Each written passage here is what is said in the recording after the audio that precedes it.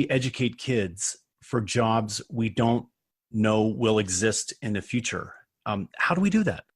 There's a lot of folks and organizations working on this particular challenge.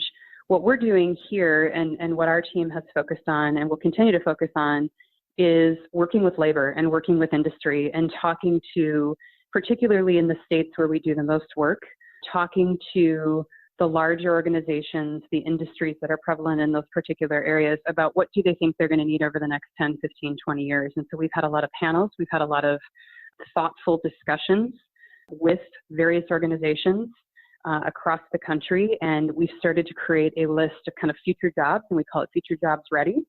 And what we're doing now is looking at, okay, what are the skills and the competencies and really the interests that students need to have to work their way into those professions.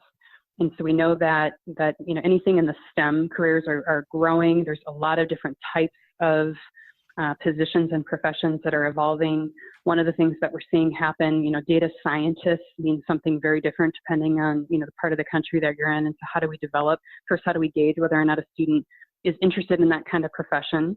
So we are working on some tools in that area. And then how do we expose them to the types of skills and competencies that they'll need to develop? And then how do we provide that kind of instruction and curriculum resources to educators who may not know that these types of jobs are on the horizon?